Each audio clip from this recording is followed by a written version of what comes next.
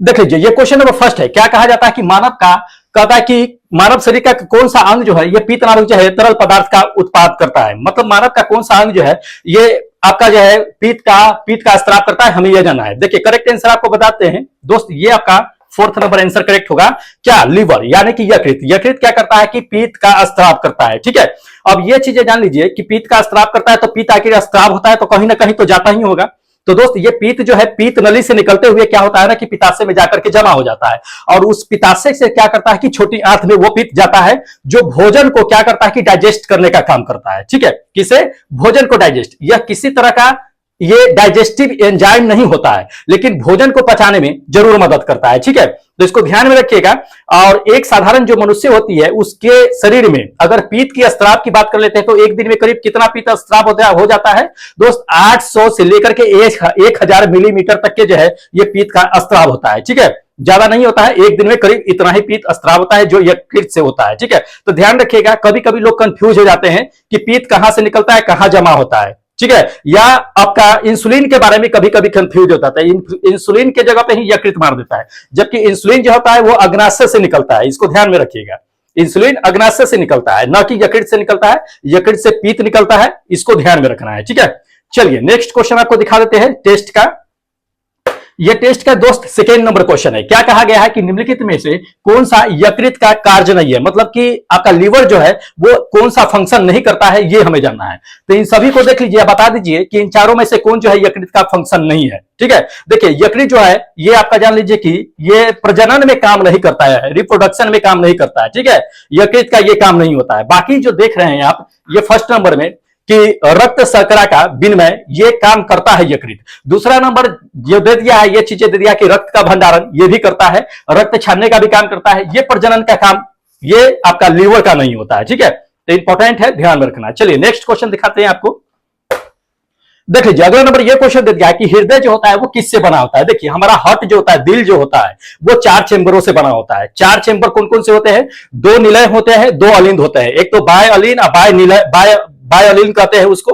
दूसरी चीज ये है कि दाय निलय और जो है बाय निलय, ये 4 मिलकर के क्या करता है कि चारों चेंबर होते हैं। ये चारों चेंबर मिलकर के हार्ट का निर्माण करते हैं। ठीक है, ये चारों मिलकर हार्ट का निर्माण करते हैं। इन चारों को दोस्त जो होते हैं ये मांसपेशियों से मिलकर के बने होते हैं। ठीक है, तो हृदय के एक तरह से कह सकते हैं कि हृदय जो होता है वो मांसपेशियों से मिलकर के बना होता है। तो इसको ध्यान में रखिएगा, अगर चेंबर पूछा जाए तो चेंबर आराम से बता दीजिएगा। तो ये सेकेंड नंबर आपका आंसर क्या हुआ कि बिल्कुल करेक्ट होगा कि हमारा हार्ट जो होता है, दिल जो होता है, वो 4 चेंबरों से मिलकर के बना होता है। चलिए नेक्स्ट दिखाते हैं आपको क्वेश्चन। देख लीजिए, अगला नंबर ये दे दिया कि हमारे शरीर में प्रोटीन का जो पाचन होता है वो कहां पे होता है। ठीक है, ये जानना है। प्रोटीन का डाइजेशन जो होता है वो कहां पे हमारे शरीर में होता है, ये जानना है। देखिए करेक्ट आंसर बताते हैं कि प्रोटीन का डाइजेशन कहां पे होता है दोस्त? ये होता है पेट में, स्टमक में। स्टमक में क्या होता है कि प्रोटीन का पाचन होता है। इसको ध्यान में रखिएगा, प्रोटीन का पाचन वहां से शुरू हो जाता है।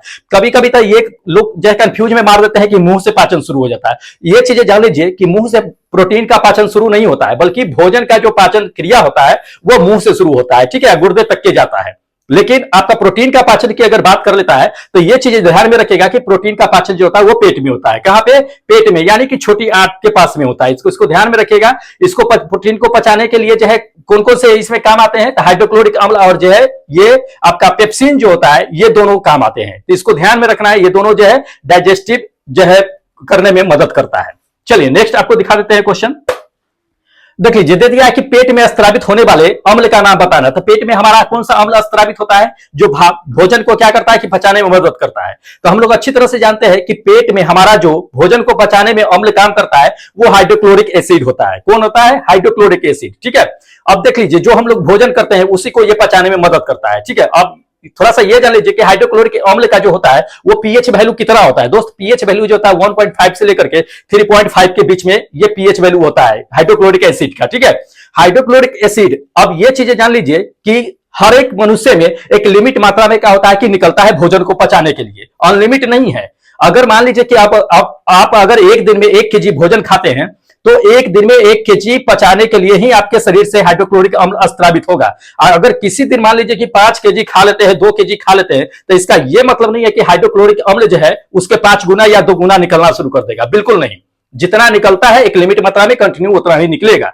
अगर 2 kg खा लेते हैं तो 1 kg के लिए ही जो है आपका हाइड्रोक्लोरिक एसिड निकलेगा और 1 किलो के लिए ही पाचन का काम करेगा। बाकी जो बच गया वो जान लीजिए कि अनडाइजेस्टिव हो जाता है, जिसकी वजह से क्या होता है कि आपको वोमिटिंग होना शुरू हो जाता है, या तो दस्त हो जाता है, या तबियतें बिगड़ जाती है। इसलिए ज्यादा मात्रा में कभी भी भोजन न करें।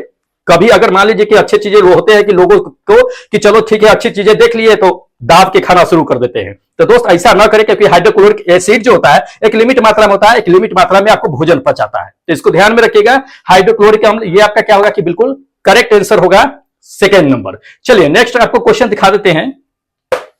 देखिएगा अगला नंबर ये क्वेश्चन दे दिया है कि आंख और कान की नसें जो होता है वो मस्तिष्क से जुड़ी होती है, वो कौन सी जुड़ी होती है ये हमें जानना है। ठीक है, तो देखिए आंख और कान के नसें जो होती है वो मस्तिष्क से जुड़ी होती है, वो कौन सी होती है? सेरिबम। क्या? सेरिबम, ध्यान रखना है। ये सेकेंड नंबर आपका आंसर क्या होगा कि बिल्कुल करेक्ट होगा, सेरिबम ही है। आंख और कान के जो है नसें जो होती है वो उससे जुड़ी होती है। यह एक तरह का मतलब कहिए कि ये सेंसर होता है। ठीक है, जैसे कि मान लीजिए कि आंख क्या होता है कि किसी भी चीज को देख करके सेंस कर लेता है, अच्छा ये चीजें है। ठीक है, कान क्या करता है कि किसी भी वस्तु की आवाजें जो होती है वो सुन करके पता कर लेता है कि किस वस्तु की आवाजें आ रही है, किस चिड़िया की है या किस मनुष्य का है या किस जानवर का आवाज आ रहा है, ये सेंस कर लेता है। तो एक तरह का ये सेंसर ही होता है, कह सकते हैं इसे। ठीक है, चलिए नेक्स्ट आपको क्वेश्चन दिखा देते हैं। देख लीजिए अगला नंबर ये क्वेश्चन दे दिया है कि उस रक्त वाहिका का हमें क्या करना है कि नाम बताना है जो ऑक्सीजन रहित रक्त को ले जाने का काम करता है। तो ऑक्सीजन रहित रक्त को ले जाने का काम कौन करता है, हमें यह जानना है। तो इन चारों में से देखिए यह बता दीजिए कि ऑक्सीजन रहित रक्त को ले जाने का काम कौन करता है और कहां ले जाता है, हम ये भी जानेंगे। देखिए करेक्ट आंसर बताते हैं कि हार्ट से ऑक्सीजन को रक्त को ले जाने का काम कौन करता है, जो ऑक्सीजन रहित होता है वो फुसफुस धमनी होती है। कौन? फुसफुस धमनी। ये आपका क्या होगा कि सेकंड नंबर आंसर करेक्ट होगा कि फुसफुस धमनी क्या करता है कि हृदय से रक्त को ऑक्सीजन रहित जो रक्त होते हैं उसको ले जाने का काम करता है। कहां ले जाने का काम करता है? तो फेफड़े तक के ले जाने का काम करता है फुसफुस धमनी। ठीक है, इसको ध्यान में रखना है। चलिए नेक्स्ट क्वेश्चन आपको दिखा देते हैं। देख लीजिए नेक्स्ट क्वेश्चन ये दे दिया है आपको कि उस हार्मोन का नाम बताना है जो मानव शरीर में क्या करता है कि रक्तचाप को कंट्रोल करता है। मान लीजिए कि आपको बीपी बढ़ गया या बीपी क्या होता है कि घट गया, तो उसको कंट्रोल करने का काम कौन सा करता है, हमें ये चीजें जानना है। ठीक है, क्योंकि ये चीजें ये क्वेश्चन जो है पूछे जाते हैं। देखिए आपके शरीर में ब्लड प्रेशर को कंट्रोल करने का काम कौन करता है दोस्त? बैसोप्रीन। कौन करता है? बैसोप्रीन। ध्यान रखना है, ये फोर्थ नंबर आपका आंसर करेक्ट होगा कि बैसोप्रीन जो होता है हमारे शरीर में वो ब्लड प्रेशर को कंट्रोल करने का काम करता है। जो ब्लड प्रेशर हाई हो जाए या ब्लड प्रेशर लो हो जाए वो दोनों को कंट्रोल करने का काम करता है। मान लीजिए कि अगर आपको ब्लड प्रेशर लो हो गया या हाई हो गया, अगर आप डॉक्टर के पास जाते हैं तो डॉक्टर आपको दवा में सजेस्ट करता है बैसोप्रीन का। ध्यान रखिएगा, या दवा जो देगा उस पर ध्यान से पढ़िएगा, उस पर क्या होता है कि बैसोप्रीन लिखा होता है। तो ये इंपॉर्टेंट है। ये आपका क्या होगा कि ये फोर्थ नंबर आंसर बिल्कुल करेक्ट होगा। बैसोप्रीन ही क्या करता है कि ब्लड प्रेशर को कंट्रोल करने का काम करता है। नेक्स्ट देख लीजिए, कहता है इसमें कि उस झिल्ली का हमें क्या करना है कि नाम बताना है जो मस्तिष्क और रीढ़ की जो हड्डी होती है उससे ढकी होती है। काफी इंपॉर्टेंट क्वेश्चन है दोस्त। ये मस्तिष्क और रीढ़ की हड्डी से जो ढकी होती है उस झिल्ली का नाम बताना है। तो आपको बताते हैं कि उस झिल्ली का नाम जो है मेनिंजिस है। क्या है? मेनिंजिस। ये आपका क्या होगा कि थर्ड नंबर आंसर करेक्ट होगा, मेनिंजिस। दिखा देते हैं मेनिंजिस आपको। मेनिंजिस देख लीजिए, ये क्या है कि मेनिंजिस है जो खोपड़ी के ठीक ऊपर होता है। यहाँ पे खोपड़ी के ठीक ऊपर होता है, मेनिंजिस होता है। इसमें क्या होता है कि तरल पदार्थ भरे होते हैं। इस तरल पदार्थ में अगर मान लीजिए इसमें क्या होता है कि किसी तरह का अगर संक्रमण हो जाता है तो ये जान लीजिए कि जोरों से दर्द करना शुरू कर देता है, जिससे आपको क्या होगा कि मस्तिष्क सिर जो है काफी जोर जोर से दर्द करना शुरू कर देगा, जिसे हम लोग जो है मेनिंजाइटिस के वर्ड में इसे जानते हैं। ठीक है, क्या जानते हैं? मेनिंजाइटिस के वर्ड में। तो इसको ध्यान में रखिए, है संक्रमण की वजह से क्या होता है कि आपका मेनिंजिस जो होता है वो दर्द करता है, उसी को मेनिंजाइटिस कहते हैं। इंपॉर्टेंट क्वेश्चन है। चलिए नेक्स्ट क्वेश्चन दिखाते हैं आपको। देख लीजिए नेक्स्ट आपको क्वेश्चन दे दिया है कि निम्नलिखित में से कौन सा युग्म जो है वो गलत मिलान किया गया है, ये हमें जानना है। ठीक है, तो इन चारों में से देख लीजिए, बता दीजिए कि कौन सा जो है ये गलत मिलान किया गया है। देखिए करेक्ट आंसर बताते हैं दोस्त। इन चारों को देखिएगा तो आपको करेक्ट आंसर जो होगा, जो सही नहीं मिलान किया गया है उसकी बातें कर रहे हैं। ये थर्ड नंबर फैराडे जो है गैसों के प्रसार से दे दिया है, जो गैसों के प्रसार से ये बिल्कुल मैच नहीं करता है। फैराडे साहब ने क्या किया था कि इलेक्ट्रोलाइट का जो है से संबंधित जो है उन्होंने क्या किया था कि स्टडी किया था। ठीक है, इलेक्ट्रोलाइट से विद्युत अपघटन कर सकते हैं या विद्युत चुंबकत्व से रिलेटेड जो है उन्होंने क्या किया था कि अध्ययन किया था, उसमें उनका योगदान था। ठीक है, न कि गैसों के प्रसार में था। तो इसको ध्यान में रखना है। सही मिलान करने के लिए भी क्वेश्चन आएगा आपको, तो आराम से टिक मार सकते हैं। चलिए नेक्स्ट क्वेश्चन दिखा देते हैं। देख लीजिए अगला नंबर ये क्वेश्चन दे दिया है कि उस वैज्ञानिक का नाम बताना है। उस वैज्ञानिक का नाम बताना है जिसने यह खोजा था कि पृथ्वी जो है क्या कर रहा है कि सूर्य के चारों ओर घूम रहा है। ठीक है, हमें ये जानना है। तो हम लोग अच्छी तरह से जानते हैं और कई बार जो है ये चीजें पढ़ रखे हैं कि किसने यह ग्रहों के गति के नियम का खोज किया था, कि कोपरनिकस साहब ने। किसने? कोपरनिकस साहब ने। ध्यान रखना है ये चीजें। ये आपका क्या होगा कि फर्स्ट नंबर आंसर क्या होगा कि बिल्कुल करेक्ट होगा। कोपरनिकस साहब ने ही सबसे पहले ये चीजें बताई थी कि पृथ्वी जो है या ग्रह जो है क्या होता है कि चारों ओर जो है सूर्य के चारों ओर चक्कर लगाते हैं, ठीक है। लेकिन इनके कुछ साथी लोग थे जो इसे मानने से मना कर दिया था, ठीक है। जो एक उन्हीं में से इनके प्रचलित साथी जो थे कैथोलिक चर्च थे, जो इस चीज को मना कर दिए थे कि नहीं, ऐसा नहीं होता है कि ग्रह जो है या पृथ्वी जो है वो सूर्य के चारों ओर घूमता है। क्योंकि अगर धरती पर से देखा जाए तो सूर्य क्या करता है कि चारों ओर घूमता है, हमें धरती घूमती हुई दिखाई नहीं देती है या हम महसूस भी नहीं करते हैं, ठीक है। तो कैथोलिक चर्च ने इसे मना कर दिया था। लेकिन कुछ समय के बाद जब इस पे शोध किया गया, स्टडी किया गया, तो ये कोपरनिकस साहब का क्या हुआ कि बात सत्य आया और इनके बातों पर जो है बुक भी लिखी गई थी। तो इसको ध्यान में रखिएगा, इंपॉर्टेंट है, पूछी जाते हैं। चलिए नेक्स्ट देख लीजिए। नेक्स्ट क्वेश्चन दे दिया है कि कृत्रिम जीन जो होता है, आर्टिफिशियल जीन्स जो होते हैं, उसके निर्माण उसके किसके द्वारा जो है निर्माण किया गया था, ये हमें जानना है। देखिए आर्टिफिशियल अगर हम जीन्स की बात कर लेते हैं तो वो किसके द्वारा निर्माण किया गया था? हरगोविंद खुराना साहब के द्वारा, जो अपने भारत के थे। इन्हें नोबेल पुरस्कार भी दिया गया था, ध्यान रखिएगा, इसी जीन्स के लिए। ये आपका क्या होगा कि थर्ड नंबर आंसर करेक्ट होगा। इन्होंने ही सबसे पहले क्या किया था कि जीन के प्रोटीन का संश्लेषण किया था और उसे जो है सबसे पहले इन्होंने, भारत के ही थे, जीन का कोड को इन्होंने तोड़ा था। जीन के कोड को तोड़ा था। ये कब किए थे तो जान लीजिए 1972 ईस्वी के आसपास में इन्होंने आर्टिफिशियल जीन बना दिया था। तो इनके लिए इन्हें नोबेल पुरस्कार भी दिया गया था। चलिए नेक्स्ट देख लीजिए। अगला नंबर ये क्वेश्चन दे दिया आपको कि चेचक के टीके का आविष्कार जो है वो किसने किया था। हम लोग अच्छी तरह से जानते हैं कि चेचक के टीके का आविष्कार, देखिए दो तरह से क्वेश्चन पूछे जाते हैं। एक तो क्वेश्चन आपको ये दे देगा कि टीकाकरण का आविष्कार किसने किया था, एक टीके का आविष्कार किया किसने किया था। टीका अलग होता है, टीकाकरण अलग होता है, इसको ध्यान में रखिएगा, ठीक है। मान लीजिए कि कोई आदमी है, अगर जो है बच्चे को जन्म देता है और उसका नामकरण कोई और आके करता है, तो जो नामकरण किया जरूरी नहीं है कि उसने ही बच्चे को जन्म दिया है। तो ये चीजें होता है। उसी तरह से टीका अलग होता है, टीकाकरण अलग होता है। तो टीके का खोज जो है अगर कहा जाए तो टीका का खोज दोस्त किसने किया था? लुईस पास्कर साहब ने। किसने? लुईस पास्कर साहब ने किया था। ये फोर्थ नंबर आपका आंसर करेक्ट होगा। और टीकाकरण की अगर बातें कर लेता है कि टीकाकरण की खोज जो है किसने किया था, तो एडवर्ड जेनर साहब का हम नाम ले लेते हैं। किसे? एडवर्ड जेनर साहब का। ध्यान रखिएगा, टीकाकरण अलग है और टीका अलग है, तो इंपॉर्टेंट है, पूछे जाते हैं। चलिए नेक्स्ट देख लीजिए। अगला नंबर ये क्वेश्चन दे दिया है कि जीव का रासायनिक विकास किसके द्वारा जो है प्रस्तावित किया गया था, ये हमें जाना है। मतलब जीवों का रासायनिक विकास, ये कहने का मतलब क्या है कि किसी भी जीव का अगर विकास हुआ है तो वो रासायनिक विकास के द्वारा ही जीवों का विकास हुआ है। ये सबसे पहले किसका मानना था? देखिए करेक्ट आंसर बताते हैं, ओपेरियन साहब का। किसका है?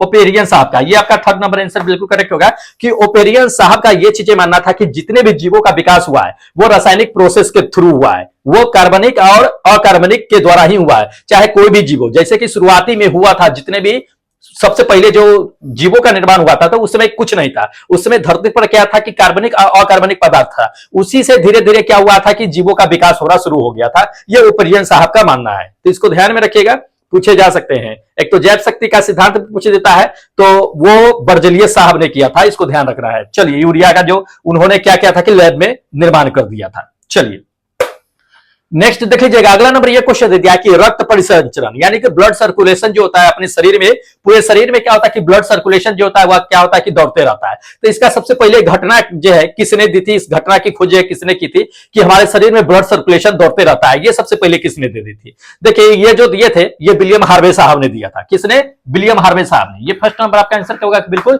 करेक्ट होगा कि विलियम हार्वे साहब ने ही क्या किया था कि अपने शरीर में ब्लड सर्कुलेशन के परिघटना का प्रस्ताव दिया था, ठीक है। तो इंपॉर्टेंट है, ध्यान में रखना है, उन्हीं को यह श्रेय दिया जाता है। चलिए नेक्स्ट देख लीजिए। अगला नंबर ये क्वेश्चन दे दिया कि निम्नलिखित में से कौन सा युग्म जो है ये गलत है। तो इसमें से देख लीजिए, आप गलत पहचानना है कि कौन सा युग्म जो है गलत है। 4 ऑप्शन दे दिए, इसमें से 3 सही है, चौथा कौन सा गलत है ये आपको बताते हैं। देखिए ये फोर्थ नंबर आपका आंसर बिल्कुल करेक्ट होगा। अकॉर्डिंग टू क्वेश्चन कि प्रेशर कुकर जो है ये अलेक्जेंडर जो है ट्यूनिंग दे दिया है, उन्होंने खोज किया था, ये गलत है, ठीक है। तो ये सही मिलान नहीं किया गया है, बाकी जो देख रहे हैं ये सब सही है। चलिए नेक्स्ट देख लीजिए। अगला नंबर ये क्वेश्चन देती है कि फोटोवोल्टेइक इफेक्ट जो होता है वो अवधारणा किसने दी थी। फोटोवोल्टेइक इफेक्ट की अवधारणा किसने दी थी, उसकी कॉन्सेप्ट किसने दी थी, ये हमें जानना है। देखिए आपको बताते हैं कि एडमंड बेकवेल थे। एडमंड बेकवेल ने ही क्या किया था कि सबसे पहले फोटोवोल्टेइक इफेक्ट का अवधारणा दिया था। उनका यह चीज मानना था कि प्रकाश ऊर्जा जो है उसको विद्युत ऊर्जा में बदला जा सकता है या विद्युत ऊर्जा में बदलती है। ठीक है, ये सबसे पहले ये एडमंड बेकवेल साहब ने ही दिया था। तो ध्यान रखना है, ये सेकेंड नंबर आपका आंसर क्या होगा, बिल्कुल करेक्ट होगा। चलिए नेक्स्ट क्वेश्चन आपको दिखा देते हैं। देख लीजिए अगला नंबर ये दिया है कि प्लेट टेक्टोनिक्स जो होता है का सिद्धांत जो है किसने दिया था। प्लेट टेक्टोनिक्स का सिद्धांत किसने दिया था ये हमें जाना है। तो आपको करेक्ट बता देते हैं दोस्त, अल्फ्रेड साहब ने। ये आपका क्या है कि फोर्थ नंबर आंसर करेक्ट होगा। अल्फ्रेड वेगनेटर साहब ने क्या किया था कि सबसे वेगनर है ना, वेगनेर साहब ने क्या किया था कि प्लेट टेक्टोनिक्स का सिद्धांत दिया था। प्लेट टेक्टोनिक्स के सिद्धांत में उन्होंने क्या कहा था ये थोड़ा सा समझ लीजिए। इन्होंने क्या किया था, अल्फ्रेड साहब ने ये चीजें कहा था कि पृथ्वी का सबसे ऊपरी परत जो होता है जिसको हम लोग स्थल मंडल के नाम से जानते हैं, क्या जानते हैं, स्थल मंडल के नाम से, जो बड़ी मात्रा में पूरे पृथ्वी पर फैली हुई है, वो स्थल मंडल जो है क्या है कि प्लेटों में टूटा हुआ है। प्लेटों में टूट करके ही, प्रत्येक प्लेट जुड़ करके ही क्या है कि पृथ्वी का स्थल मंडल बना हुआ है। ठीक है, जो आप जानते हैं कि 7 प्रकार के प्लेट में टूटा हुआ है, सातों प्लेट जो है मिलकर के बना हुआ है, ये अपना अल्फ्रेड साहब का कहना था। लेकिन इनके बहुत सारे ऐसे वैज्ञानिक थे, सहयोगी वैज्ञानिक या बहुत सारे वैज्ञानिक उस समय थे जो ये चीजें मानने से मना कर दिया था कि नहीं, ऐसा नहीं है कि पृथ्वी का जो है स्थल मंडल जो है बहुत सारे प्लेटों में टूटा हुआ है, ऐसा बिल्कुल नहीं है। लेकिन जान लीजिए ये चीजें कि 50 साल के बाद पुनः उन पर जो है स्टडी किया गया, फिर उस बात को जो है सत्य साबित किया गया, और फिर उनके जो है कहे हुए बातों को जो है सही माना गया कि नहीं, उन्होंने सही कहा था। अल्फ्रेड साहब ने सही कहा था कि हमारा धरती का प्लेट जो है वो जो है बहुत सारे प्लेटों में टूटा हुआ है और उसी प्लेट को जोड़ करके जो है पृथ्वी ये बना हुआ है। ठीक है, तो सोचिए एक चीज को शोध कर दिया उसी समय, अब उसके बाद जो है उस चीज को 50 साल के बाद पुनः जो है उस पर स्टडी किया गया, फिर उस बात को जो है प्रूफ किया गया कि नहीं ये सही है। लेकिन उस समय उस आदमी को गलत घोषित कर दिया गया और कहा गया कि नहीं ये इन्होंने गलत बताया। चलिए नेक्स्ट दिखाते हैं क्वेश्चन। नेक्स्ट क्वेश्चन ये दे दिया है कि मीट्रिक प्रणाली किसने शुरू की थी। देखिए मीट्रिक प्रणाली जो हुआ था ये फ्रांस ने शुरू किया था। किसने? फ्रांस ने। कब शुरू किया था? जब उसका फ्रांस की क्रांति हो रही थी, तो फ्रांस की क्रांति के बाद जो है उन्होंने क्या किया था कि दशमलव प्रणाली, जो मीट्रिक प्रणाली जिसे कहते हैं, उसकी शुरुआत किए थे। ठीक है, किसने? फ्रांस ने। इसको ध्यान में रखिएगा, इंपॉर्टेंट क्वेश्चन है, पूछे जाते हैं। फ्रांस सरकार ने किया था। चलिए नेक्स्ट क्वेश्चन दिखाते हैं। हाँ, ये नेक्स्ट देख लीजिए, कह दिया कि इंसुलिन की खोज किसने की थी। देखिए इंसुलिन की खोज किसने किया था? विलियम बेंटिंक साहब ने किया था। किसने? विलियम बेंटिंक साहब ने। ये आपका क्या होगा कि फर्स्ट नंबर आंसर करेक्ट होगा। इंसुलिन की खोज विलियम बेंटिंक साहब ने किया था। आपको हम पहले ही बता दिए थे कि इंसुलिन कभी कभी पूछ देता है कि इंसुलिन का स्त्राव कहां से होता है। तो इंसुलिन का स्त्राव जो होता है आपको बता ही दिए कि अग्नाशय से होता है। अग्नाशय से होता है। ठीक है, विलियम बेंटिक साहब ने इसकी खोज किया था। सबसे पहले इसका प्रयोग किस पे किया गया था? तो कुत्ते पे ही इसका सबसे पहले प्रयोग किया गया था, बेंटिक साहब ने किया था। तो इसको ध्यान में रखना है, पूछे जाते हैं, इंपॉर्टेंट है। चलिए, वैसे अग्नाशय को लैंगरहैंस द्वीप के नाम से भी जानते हैं। ठीक है, पूछा जाता है ये। चलिए नेक्स्ट क्वेश्चन देख लीजिए। अगला नंबर ये दे दिया कि भारत की क्या करना है कि पहली जो है आयरन स्टील कंपनी कहां स्थित है। तो भारत की सबसे पहली आयरन स्टील कंपनी जो है वो जमशेदपुर में है, जो टाटा साहब का है। ठीक है, कहां? जमशेदपुर में, जो झारखंड में स्थित है। ये आपका क्या होगा कि फर्स्ट नंबर आंसर बिल्कुल करेक्ट होगा, जमशेदपुर। जमशेदपुर में टाटा साहब का पहला आयरन स्टील कंपनी स्थित हुआ था। चलिए अगला नंबर देख लीजिए। अगला नंबर यह दिया है कि चंद्रमा पर उतरने वाले प्रथम व्यक्ति कौन थे, ये हमें जानना है। देखिए चंद्रमा पर प्रथम व्यक्ति कौन उतरे थे ये जानना है। सब लोग अच्छी तरह से जानते हैं, कभी कभी दूसरे व्यक्ति का भी नाम पूछ देता है कि दूसरा व्यक्ति कौन था जो चंद्रमा पर उतरा था। तो चंद्रमा पर 2 लोग गए थे उस समय में। एक तो पहले नंबर ये गए थे कि नील आर्मस्ट्रांग थे, और दूसरा उनके साथ में ही कौन थे? एड्रिनल साहब थे। कौन थे? बर्ज एड्रिनल साहब। उन्होंने ही 2 आदमी क्या किए थे कि चंद्रमा पर गए थे। सबसे पहले चंद्रमा पर पांव जो रखे थे वो नील आर्मस्ट्रांग साहब ने ही रखा था। ठीक है, नॉर्मली जो है आदमी का दिल जो धड़कता है 1 मिनट में 72 बार धड़कता है, लेकिन जब नील आर्मस्ट्रांग जो थे वो चंद्रमा पर उतर रहे थे, तब उनकी कदम रखने से पहले उनका दिल का स्पीड जो था 172 बार धड़का था। 172 बार। ठीक है, इसको ध्यान में रखिएगा। किससे गए थे? तो अपोलो 11 से उन्होंने क्या किया था कि चंद्रमा पर गए थे 20 जुलाई 1969 ईस्वी में। ध्यान रखना है, ये चीजें पूछे जाते हैं। चलिए नेक्स्ट देख लीजिए। अगला नंबर ये क्वेश्चन दे दिया है कि विश्व साक्षरता दिवस जो होता है वो कब मनाई जाती है। देखिए विश्व साक्षरता दिवस में बहुत लोग तो 5 सितंबर ढूंढने लगता है कि शिक्षक दिवस को ही साक्षरता दिवस मान लेते हैं, लेकिन जान लीजिए कि विश्व साक्षरता दिवस अलग होता है, शिक्षक दिवस अलग होता है। तो विश्व साक्षरता दिवस की अगर बात कर लेते हैं तो यह 8 सितंबर को मनाई जाती है। कब? 8 सितंबर को। ये आपका क्या होगा कि सेकेंड नंबर आंसर बिल्कुल करेक्ट होगा कि 8 सितंबर को विश्व साक्षरता दिवस मनाई जाती है और टीचर्स डे जो होता है वो 5 सितंबर को मनाई जाती है। ठीक है, चलिए नेक्स्ट देख लीजिए, अगला नंबर ये क्वेश्चन दे दिया कि नीति आयोग कब अपनाई गई थी। दोस्त नीति आयोग कब अपनाई गई थी? मोदी साहब जब आए थे तभी उन्होंने क्या किया था कि नीति आयोग लाया था। ठीक है, कब अपनाई गई थी, कब बनाई गई थी नीति आयोग? उनके शासनकाल में मोदी जो साहब जब आए तब से बहुत सारे आयोग बने थे, बहुत सारे जो है नीति भी बनी थी। लेकिन चलिए इसमें हमें क्या जानना है, तो नीति आयोग के बारे में जानना है। ठीक है, तो नीति आयोग कब बनी थी? 1 जनवरी 2015 को, 1 जनवरी 2015 को। ध्यान रखिएगा, ये फर्स्ट नंबर आपका आंसर क्या होगा कि बिल्कुल करेक्ट होगा कि 1 जनवरी 2015 को नीति आयोग बना था। वो केंद्र सरकार के देखरेख में बनी थी। ठीक है, किसकी अध्यक्षता में, किसकी बैठक में, किसकी अध्यक्षता में हुई थी? ये नरेंद्र मोदी साहब की अध्यक्षता में ये नीति आयोग आया था। ठीक है, चलिए अगला नंबर देख लीजिए, अगला नंबर ये दे दिया आपको कि भारत में वित्त आयोग के सदस्यों की नियुक्ति कौन करता है, ये हमें जानना है। देखिए वित्त आयोग की सदस्य की नियुक्ति की अगर बात कर लेते हैं तो ये राष्ट्रपति करता है। कौन करता है? राष्ट्रपति। ध्यान रखना है, ये आपका सेकंड नंबर आंसर क्या होगा कि बिल्कुल करेक्ट होगा कि वित्त आयोग की नियुक्ति जो होता है वो राष्ट्रपति करते हैं। किस अनुच्छेद के तहत करते हैं? कभी कभी ये चीजें पूछ देगा कि वित्त आयोग की नियुक्ति जो राष्ट्रपति करते हैं वो किस अनुच्छेद के तहत करते हैं, तो ध्यान रखिएगा 280 अनुच्छेद 280 के तहत जो है क्या करते हैं कि नियुक्ति करते हैं। इसमें होता क्या है, तो इस वित्त आयोग में जान लीजिए कि एक जो है आपका अध्यक्ष होता है और 4 जो होता है अन्य सदस्य होते हैं, टोटल मिलाकर के 5 होते हैं। ठीक है, तो इसको ध्यान में रखना है, इंपॉर्टेंट है। चलिए नेक्स्ट क्वेश्चन देख लीजिए, नेक्स्ट क्वेश्चन दे दिया है कि इंटरनेशनल कम्युनिकेशन यूनियन का मुख्यालय कहां है। दोस्त नेशनल यूनियन कम्युनिकेशन यूनियन की जो अगर मुख्यालय की बात कर लेते हैं तो ये जेनेवा में स्थित है। कहां? जेनेवा में। ध्यान रखिएगा, ये आपका क्या होगा कि फोर्थ नंबर आंसर करेक्ट होगा कि जेनेवा में स्थित है। चलिए नेक्स्ट क्वेश्चन आपको दिखा देते हैं। संविधान के 6ठी कथा अनुसूची जो होता है वो किस राज्य में लागू नहीं है, ये जो हमें जानना है। तो इन चारों ऑप्शनों को देखिए, बता दीजिए कि संविधान की 6ठी जो है अनुसूची जो है किस राज्य में लागू नहीं है, ये हमें जानना है। देखिए आपको करेक्ट आंसर बताते हैं दोस्त, अगर ऑप्शन में से देखा जाए तो ये फर्स्ट नंबर आपका आंसर क्या होगा कि मणिपुर। मणिपुर में जान लीजिए ये चीजें कि 6ठी जो है अनुसूची, संविधान की जो है 6ठी अनुसूची जो है ये मणिपुर में लागू नहीं है। मणिपुर के साथ साथ आप जान लीजिए कि नागालैंड भी है, तो नागालैंड और मणिपुर ये दोनों जगह क्या है कि संविधान की 6ठी सूची जो है ये लागू नहीं है। ठीक है, आखिर लागू कहां कहां पे है जान लीजिए, तो पूर्वोत्तर में जितने भी राज्य हैं उसमें से आपको बताते हैं कि असम में, मेघालय में, त्रिपुरा में और मिजोरम में, ये यहां पे क्या है कि आपका संविधान का 6ठी सूची जो है लागू है। आखिर संविधान का 6ठी सूची जो होता है वो क्या है, ये थोड़ा सा जान लीजिए। देखिए वहां पे क्या होता है कि पठारी इलाका है, वहां पे आदिवासी ज्यादा निवास करते हैं। ठीक है, तो आदिवासी से क्या होते हैं कि वहां के जो प्रशासन जुड़े होते हैं, प्रशासन कार्य जो जुड़े होते हैं वो उसमें क्या है कि उल्लेख किया गया है। वो किस अनुच्छेद के तहत उल्लेख किया गया है, तो ये भी जान लीजिए 244 और 275 में ये चीजें शामिल है। ठीक है, तो इसको पूछे जाते हैं, ध्यान में रखना है। चलिए नेक्स्ट दिखाते हैं आपको क्वेश्चन। देख लीजिए अगला नंबर ये क्वेश्चन दे दिया कि कितने वर्षों तक के, अगर मान लीजिए कि आप लगातार बाहर रहते हैं, देश से बाहर रहते हैं, तो आपकी नागरिकता खत्म कर दी जाएगी। दोस्त बहुत अच्छा क्वेश्चन है, ये चीजें जान लीजिए कि अगर आप देश से लगातार 7 वर्षों तक के अगर बाहर रहते हैं तो आपकी नागरिकता जो है खत्म की जा सकती है। कितने वर्षों तक के?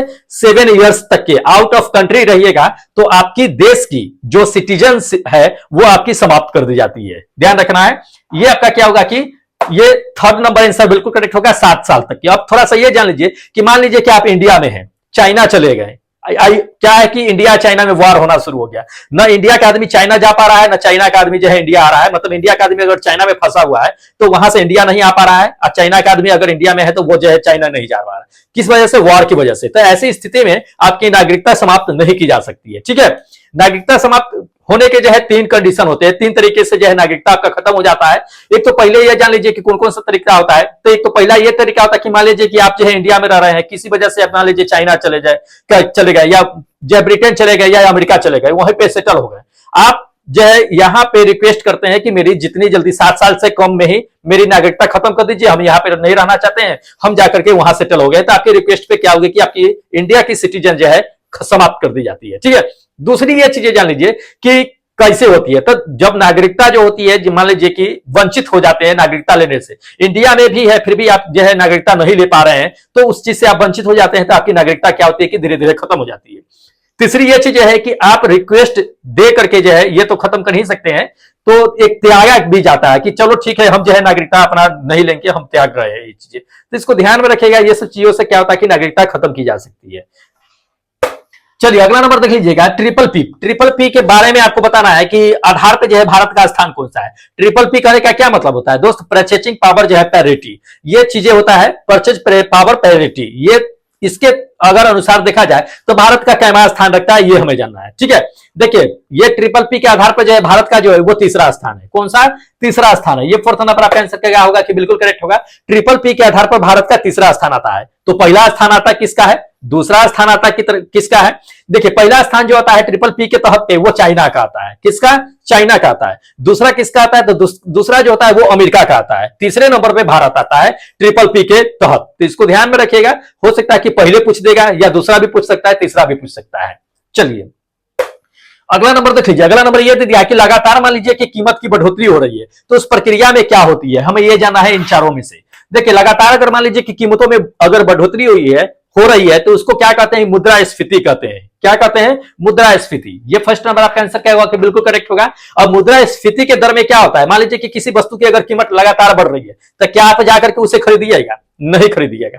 तब क्या होता है कि उस समय खरीदने की जो प्रक्रिया होती है या खरीदने की क्रम जो होती है, शक्ति जो होती है वो कम जाती है। ठीक है, मुद्रास्फीति में, क्योंकि क्या होता है कि वस्तुओं के दाम बढ़ जाते हैं, तो वस्तु क्या होते हैं कि खरीद नहीं पाते हैं लोग, तो उस समय क्या होता है? मुद्रास्फीति उसी को कहते हैं। चलिए नेक्स्ट देख लीजिए। अगला नंबर ये क्वेश्चन दे दिया कि भारत का सबसे बड़ा जो है म्यूचुअल फंड कौन सा है, ये हमें जानना है। तो इन चारों में से देख लीजिए, सबसे बड़ा म्यूचुअल फंड बताना है कि इस समय भारत में कौन सा है। देखिए करेक्ट आंसर बताते हैं यूटीआई। यूटीआई क्या है कि भारत का सबसे बड़ा म्यूचुअल फंड है इस समय। ठीक है, ये आपका क्या होगा? सेकेंड नंबर आंसर बिल्कुल करेक्ट होगा, यूटीआई। यूटीआई क्या है कि भारत का अभी सबसे जो है बड़ा म्यूचुअल फंड माना जाता है। चलिए नेक्स्ट देख लीजिए। अगला नंबर ये क्वेश्चन दे दिया कि विख्यात जो है सोमनाथ मंदिर किसने नष्ट किया था। काफी इंपॉर्टेंट क्वेश्चन है, पूछे जाते हैं। तो इन चारों में से देख लीजिए, बता दीजिए कि सोमनाथ मंदिर जो था उसको नष्ट किसने किया था। देखिए आपको बताते हैं कि सुल्तान मोहम्मद गजनबी का नाम सुने होइएगा, उन्होंने क्या किया था कि सोमनाथ मंदिर को नष्ट किया था। कौन? सुल्तान मोहम्मद गजनबी। ये आपका क्या होगा कि सेकेंड नंबर आंसर करेक्ट होगा कि सुल्तान मोहम्मद गजनबी थे, इन्होंने ही क्या किया था कि सोमनाथ मंदिर को नष्ट किया था। ऐसा माना जाता है इतिहासकारों के अनुसार कि सोमनाथ मंदिर पे 17 बार मोहम्मद गजनबी ने क्या किया था कि आक्रमण किया था। कितने बार? 17 बार। और उसमें जितने भी सोना चांदी जेवरात थे उसको लूट करके ले गए थे और पूरी तरह से उसको ध्वस्त कर दिया गया था सोमनाथ मंदिर को। लेकिन क्या है कि उसको जो है पुनः निर्माण भी कराया गया बाद में, तो इसको ध्यान में रखना है, इंपॉर्टेंट है, पूछे जाते हैं। चलिए नेक्स्ट क्वेश्चन आपको दिखा देते हैं। देखिए इसमें जो है आपको दे दिया 4 गो वेद दे दिया है। चारों वेद में से आपको जानना है इसमें कि सबसे प्राचीन यानी सबसे पुराना वेद कौन सा है। ठीक है, देखिए आपको सबसे पुराना वेद की अगर बात कर लेते हैं दोस्त, ये सेकेंड नंबर आपका आंसर करेक्ट होगा। क्या? ऋग्वेद। ऋग्वेद जो है चारों वेदों में से जान लीजिए कि सबसे पुराना वेद है। कौन? सबसे पुराना वेद है चारों वेद में से ऋग्वेद जो होता है सो। और सबसे छोटा अगर वेद की बात कर लेते हैं तो ये आपका फर्स्ट नंबर सामवेद। सामवेद क्या है कि सबसे छोटा वेद माना जाता है। अथर्ववेद तो जानते हो ये है कि इसमें जादू टोना का जो है ज्यादातर जो है जिक्र किया गया है। तो ये तीन चीजें जो है ज्यादातर आपके क्वेश्चन जो है आते रहते हैं एग्जाम में। चलिए नेक्स्ट देख लीजिएगा। अगला नंबर ये दे दिया कि सिंधु सभ्यता का कौन सा भाग जो है ये भारत में स्थित है। ठीक है, तो इन चारों में से देख लिया जाए तो इसमें से चारों में से आपको बताना है कि कौन सा भाग जो है सिंधु सभ्यता के मतलब कि सभ्यता का जो है भारत का हिस्सा है, ये हमें जानना है। देखिए सिंधु सभ्यता की अगर बात कर लेते हैं तो इसमें से देखना है कौन सा भाग जो है भारत में स्थित है। दोस्त ये लोथल। लोथल क्या है कि अपने भारत में स्थित है। और कहां पे स्थित है थोड़ा सा ये जान लीजिए। इसकी खोज जो है 1954 की ईस्वी के आसपास में इसकी लोथल की खोज की गई थी। ठीक है, कितने? 1954 ईस्वी के आसपास में। ये जो है अपना गुजरात में स्थित है। गुजरात में कहां पे है? तो साबर नदी का नाम सुने होइएगा। साबर नदी और भोगवा जो है नदी होता है, नदी है, भोगवा है नदी, उसी के बीच में क्या है कि ये लोथल स्थित है, जो 1954 में इसकी खोज की गई थी। तो इंपॉर्टेंट है, पूछे जाते हैं बहुत सारे जो है दोस्त। इसमें जो है आपको पीडीएफ देखने के लिए मिलेगा, पूरा डिस्क्रिप्शन में मिलेगा पीडीएफ। तो पीडीएफ आप क्या कीजिएगा ना कि जाकर के टेलीग्राम से ले लीजिएगा, टेलीग्राम पे ये पीडीएफ सेंड कर देंगे। लिंक टेलीग्राम का डिस्क्रिप्शन बॉक्स में दिया हुआ है, जाकर के ज्वाइन हो जाएगा, वहीं पे ये आपको पीडीएफ मिल जाएगा सारा चीज का। ठीक है, चलिए अगला क्वेश्चन दिखा देते हैं। देख लीजिए अगला नंबर दे दिया है क्वेश्चन कि इसमें दे दिया है कि भगवान महावीर का प्रथम शिष्य कौन थे। देखिए भगवान महावीर जो थे उनका प्रथम शिष्य कौन थे? उन्हीं के अपना दामाद थे। कौन थे? उन्हीं के दामाद थे जो प्रथम शिष्य बने थे। उनका नाम जामली था। क्या? जामली। ये महावीर साहब का जो है ये दामाद थे। ठीक है, जामली ही ने क्या किए थे कि प्रथम शिष्य बने थे महावीर का। चलिए अगला नंबर देख लीजिए। अगला नंबर ये क्वेश्चन दे दिया है कि मौर्य साम्राज्य में प्रचलित जो मुद्रा था उसका नाम क्या था। दो तरह से क्वेश्चन पूछे जाते हैं, आपको बता देते हैं। सबसे पहले आंसर जान लीजिए कि मौर्य साम्राज्य में प्रचलित मुद्रा का नाम क्या था। प्रचलित मुद्रा अगर देखा जाए तो उसमें पन था। क्या था? पन। यह आपका थर्ड नंबर आंसर करेक्ट होगा कि मौर्य साम्राज्य के समय में जो मुद्रा प्रचलित था उसका नाम था पन। पन किस तरह की मुद्रा थी? तो उसमें चांदी के मुद्राएं चलती थी, चांदी के सिक्के चलते थे, उसी को पन कहा जाता था। ठीक है, चांदी के मुद्राएं को। अब किस तरह से क्वेश्चन पूछते हैं? तो क्वेश्चन ये पूछा जाता है कि मौर्य साम्राज्य के समय में चांदी के जो सिक्के चला करते थे उसका क्या नाम था या किस नाम से जानते थे? तो उसको पन नाम से जानते थे। और सोने के सिक्के जो होते थे वो निष्क कहलाता था। क्या कहलाता था? निष्क। लेकिन सोने के सिक्के जो थे वो कम प्रचलित थे। ज्यादा प्रचलित जो है आपका चांदी का सिक्का था जो पन के नाम से जाना जाता था। तो इंपॉर्टेंट है, पूछे जाते हैं। चलिए नेक्स्ट दिखाते हैं आपको।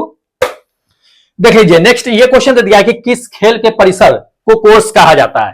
तो इसमें से देख लीजिए, आपको बता देना है कि किस खेल के परिसर को, मतलब ग्राउंड को ये कोर्स कहा जाता है, ये हमें जानना है। तो दोस्त गोल्फ, गोल्फ एक खेल है जिसके प्ले ग्राउंड को क्या कहते हैं हम लोग? कोर्स के नाम से जानते हैं। तो ये आपका क्या होगा कि थर्ड नंबर आंसर बिल्कुल करेक्ट होगा कि गोल्फ, गोल्फ के खेल परिसर को दोस्त कोर्स के नाम से जानते हैं। चलिए नेक्स्ट देख लीजिए। अगला नंबर ये क्वेश्चन आपको दे दिया है कि दक्षिण एशिया का एकमात्र क्या करना है कि एक्टिव जो ज्वालामुखी है वो कहां पे स्थित है, हमें यह जानना है। ठीक है, दक्षिण एशिया की बातें कर रहा है, जो सबसे ज्यादा एक्टिव है ये हमें जानना है, सक्रिय ज्वालामुखी। देखिए सक्रिय ज्वालामुखी दक्षिण एशिया की अगर बात कर लेते हैं तो ये बैरन द्वीप है। कौन है? बैरन द्वीप। ये आपका क्या होगा कि फर्स्ट नंबर आंसर बिल्कुल करेक्ट होगा कि बैरन द्वीप जो है सबसे सक्रिय ज्वालामुखी मानी जाती है। अब ये चीजें जान लीजिए कि बैरन द्वीप जो ज्वालामुखी है वो आखिर है कहां। दोस्त ये चीजें जान लीजिए कि बैरन द्वीप जो है ये अंडमान निकोबार के द्वीप समूह जो है उसी में ये स्थित है। ठीक है, अंडमान निकोबार के द्वीप समूह में। ये अंडमान निकोबार में आप एक पोर्ट ब्लेयर है। ठीक है, पोर्ट ब्लेयर से जान लीजिए कि 140 किलोमीटर दूर जो है ये स्थित है, जो सबसे ज्यादा एक्टिव है। तो इसको ध्यान में रखना है, पूछे जाते हैं। चलिए नेक्स्ट दिखाते हैं आपको क्वेश्चन। देख लीजिए अगला दे दिया कि भारत का मैनचेस्टर किसे कहा जाता है, हमें यह जानना है। ठीक है, तो इन चारों में से देख लीजिए, आप बता दीजिए कि भारत का मैनचेस्टर किसे कहा जाता है। देखिए करेक्ट आंसर बता देते हैं अहमदाबाद को। अहमदाबाद को भारत का मैनचेस्टर कहा जाता है। ये आपका क्या होगा कि सेकंड नंबर आंसर बिल्कुल करेक्ट होगा कि अहमदाबाद को भारत का मैनचेस्टर कहा जाता है। क्यों कहा जाता है? क्योंकि कपड़ों का उद्योग जो है वहां पे सबसे ज्यादा जो है विकसित हुआ था। ठीक है, तो इसको ध्यान में रखना है, इंपॉर्टेंट है। तो दोस्त इतने क्वेश्चन थे आपके टेस्ट में दिए गए थे जिसका हमने आपको बता दिया है, डिस्कस करा दिया है। तो जो जो आंसर थे आपने देख लिया है। दोस्त अपना टेस्ट पेपर क्या कीजिएगा कि डाउनलोड कर लीजिएगा। ठीक है, और उसमें अपना अपना क्या कीजिएगा कि क्वेश्चन मतलब कि चेक कर लीजिएगा कि कौन सही है कौन गलत है। चलिए अब जो लोग जो है नए हैं और जो लोग जो है तैयारी करना चाहते हैं, तो दोस्त आपको हम बताते हैं कि जो लोग एनटीपीसी या ग्रुप डी की तैयारी करना चाहते हैं तो दोस्त आप चैनल को सब्सक्राइब कर लीजिएगा। और टेस्ट कहां से लगाना है ये आपको बताते हैं। देखिए टेस्ट जो लगाना है दोस्त, इस एप्लीकेशन को डाउनलोड कर लीजिएगा प्ले स्टोर से। ERCB सर के नाम से ये क्या है कि एप्लीकेशन आपको अवेलेबल जो है देखने के लिए मिलेगा।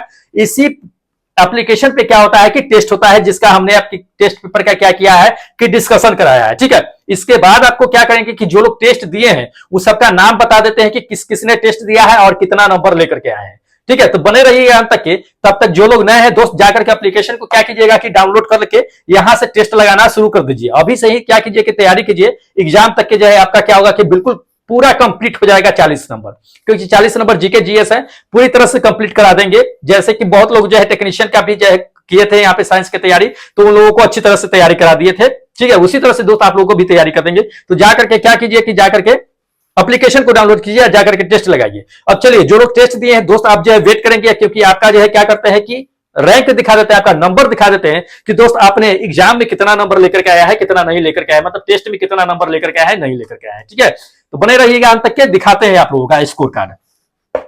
देख लीजिए ये आज का स्कोर कार्ड है, जो ये प्रैक्टिस सेट 9 का स्कोर कार्ड है। जितने लोगों ने क्या किया है कि टेस्ट दिया है उसका दिखा देते हैं। ठीक है, बहुतों कम लोगों ने क्या करते हैं कि टेस्ट में पार्टिसिपेट करते हैं। उनको लगता है कि एग्जाम जब आएगा तब हम टेस्ट लगा लेंगे, लेकिन ध्यान रखिएगा ये काफी नहीं है। बहुत सारे फॉर्म जो है अप्लाई हो रखे हैं, अब पोस्ट जो है बहुत कम है, इसलिए कंपटीशन ज्यादा टफ है।